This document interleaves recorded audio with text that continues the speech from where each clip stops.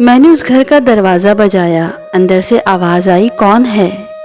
ایک سیمی رخ نے دروازہ کھولا، ایک معصوم سی آواز، یوں جیسے کوئی کنگن بج اٹھے۔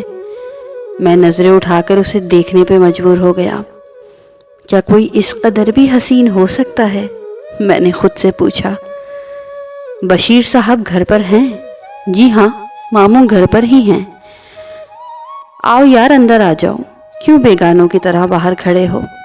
بشیر کی آواز آئی۔ میں اندر چلا گیا، بشیر سے ہاتھ ملایا، بھابھی کو سلام کیا اور کرسی پر بیٹھ گیا۔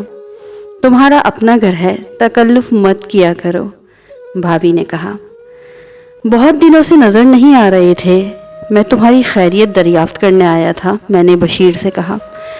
کچھ مصروفیات ایسی تھیں کہ تم سے ملاقات نہ ہو سکی، بشیر نے کہا۔ کچھ دیر بیٹھ کے میں گھر واپس آ گیا۔ میرے دل میں اس حسینہ کو دیکھنے کی خواہش نے پھر انگڑائی لی۔ میں اس ساحرہ سے ملنے کے بہانے ڈھونڈنے لگا۔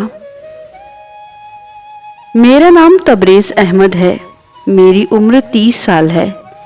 BA کرنے کے بعد بابا نے مجھے کپڑے کی بہت بڑی دکان کھول دی۔ ایک وفاشوار بیوی، 7 سالہ بیٹے اور بابا کے ساتھ زندگی مزے سے گزر رہی تھی۔ ہر طرف خوشیاں ہی خوشیاں تھیں، کپڑے کی دکان بھی خوب چلتی تھی۔ میری بیوی نماز پابندی سے ادا کرتی، میری اور بابا کی خدمت ثواب سمجھ کر کرتی۔ مجھے اللہ سے اور کیا چاہیے تھا؟ ہاں تو ذکر ہو رہا تھا اس حسینہ سے ملنے کے بہانے کا۔ آخر میں نے ایک بہانہ گھڑ لیا کہ مجھے شیر شاہ میں ضروری کام یاد آ گیا۔ میں کل تک واپس آ جاؤں گا۔ میری بیوی نے مجھے دعائیں دے کر رخصت کیا۔ میں ملتان سے شیر شاہ کے لیے روانہ ہو گیا۔ وہ معصوم سی لڑکی چھم سے میرے اندر آ بیٹھی تھی۔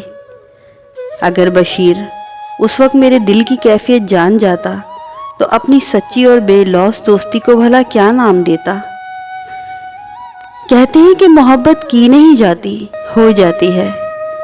وہی میرے ساتھ ہوا۔ میں نے بشیر سے پوچھا کہ یہ لڑکی کون ہے؟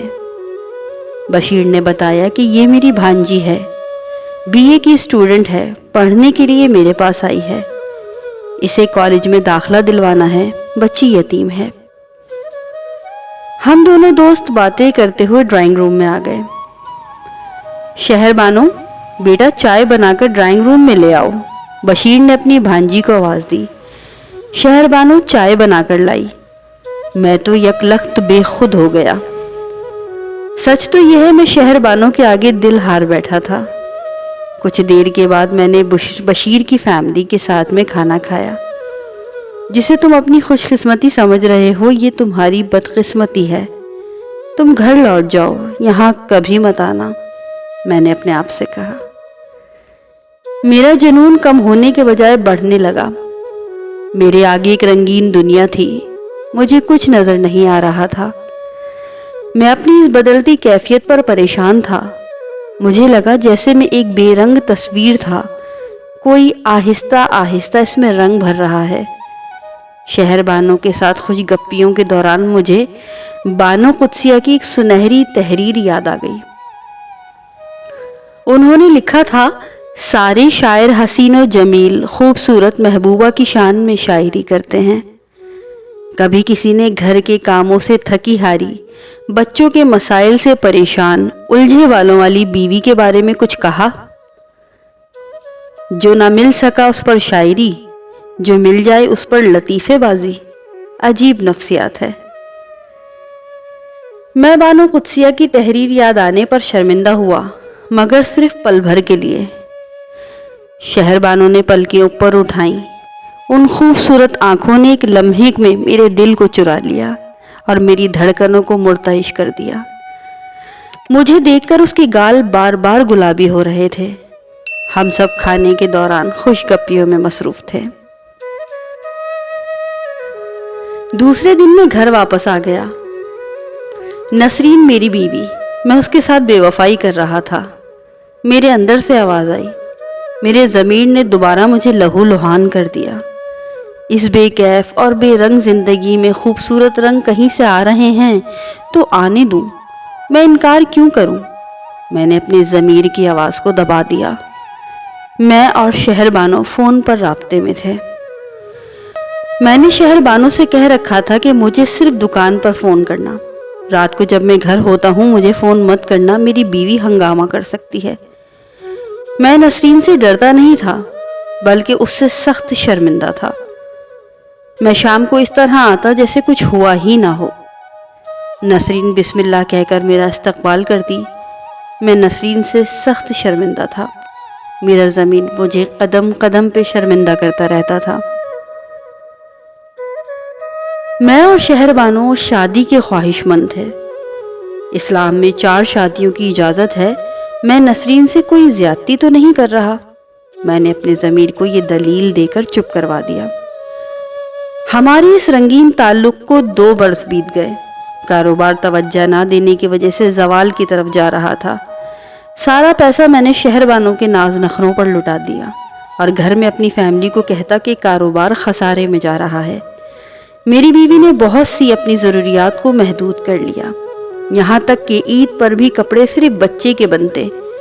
عید پر میں شہر بانو کو خوب شاپنگ کرواتا اور گھر میں شور کرتا کہ کاروبار تباہ ہو چکا ہے۔ میری بیوی اس حالت میں مجھ سے کیا مانگتی؟ بس مجھے ہی تسلی دیتی۔ میری خوراک پر زیادہ توجہ دینے لگی، بلکہ اپنے حصے کا دودھ بھی مجھے دینے لگی کہ کہیں میں کمزور نہ ہو جاؤں۔ وہ میرا ضرورت سے زیادہ خیال رکھنے لگی تھی۔ میں نے گھر میں کھانا بہت کم کر دیا تھا۔ کھانا نہ کھانے کے 1000 بہانے میرے پاس تھے۔ 2 برس میں کاروبار تباہی کے قریب پہنچ گیا تھا۔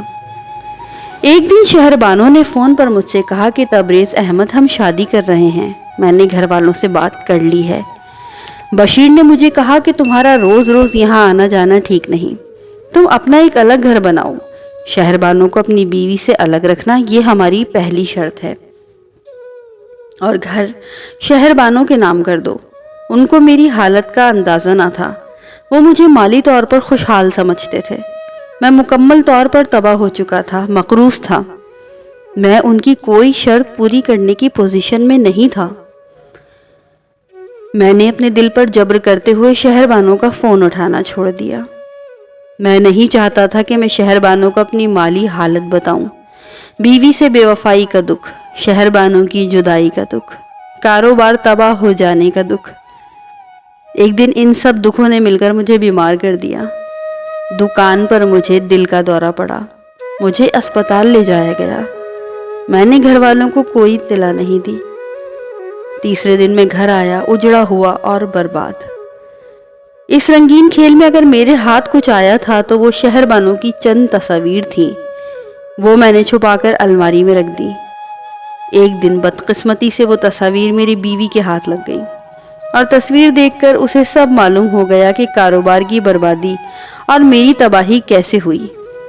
میری بیماری اور مالی بدحالی کو دیکھتے ہوئے اس نے کوئی ہنگامہ نہیں کیا۔ میں اب کسی کے کپڑے کی دکان پر کام کرتا ہوں۔ میں جب شام کو گھر آتا ہوں تو میرا استقبال نہیں کرتی، کام پر جاتے ہوئے دعا نہیں دیتی، مسکرا کر مجھ سے بات نہیں کرتی۔ میرے لیے اتنی سزا ہی کافی ہے۔